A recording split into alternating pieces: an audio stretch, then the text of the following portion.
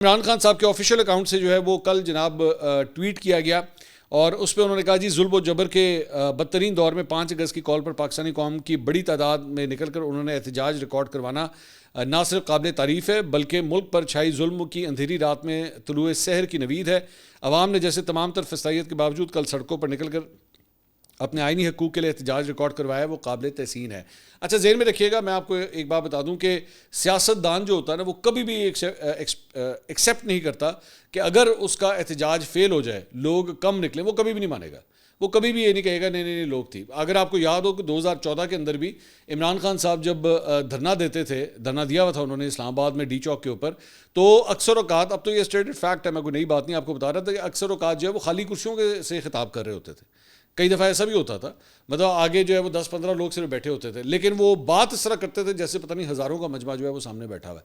तो मैं आपको अंदर की खबर दे रहा हूँ कि पाकिस्तान तहरीक इंसाफ को अच्छी तरह इस बात का पता है कि इनका एहतजाज बहुत बुरी तरह फ्लॉप हुआ है। लोग नहीं निकल सके जितनी तादाद में निकलने चाहिए था। मतलब आप अंदाज़ा करें ना कि कराची अगर 2 करोड़ का शहर है और पीटीआई की इतनी बड़ी सपोर्ट है, तो और कुछ नहीं तो भाई 1 लाख बंदा तो निकलता, ओ भाई 50,000 बंदा तो निकलता, वो भी नहीं निकला। लाहौर जो है जिसे तकरीबन 1.25 करोड़ से 1.5 करोड़ की आबादी का शहर कहा जाता है, और कुछ नहीं, यहाँ 1 लाख बंदा तो निकलना चाहिए था। मतलब मैं 1% की सिर्फ बात कर रहा हूँ, लाहौर में से 1% तो निकलना चाहिए था, लेकिन नहीं निकला। इतनी मतलब उनकी 10,000 भी तादाद नहीं थी लोगों की जो यहाँ पे लाहौर में निकले।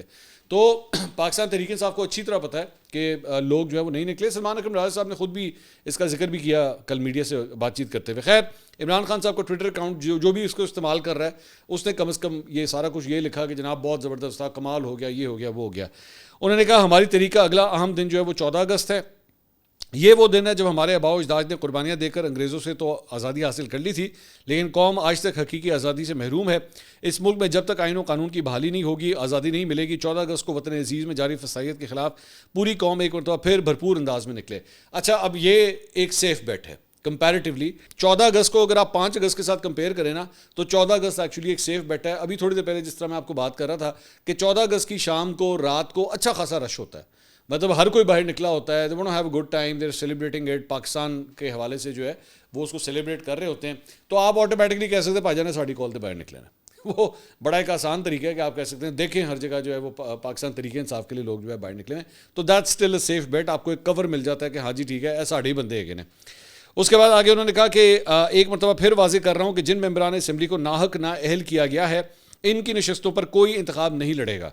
इन लोगों ने तमाम मुश्किलात के बावजूद तहरीक इंसाफ पर यकीन किया और पार्टी का साथ नहीं छोड़ा, लिहाजा ये सीटें उन्हीं का हक हैं।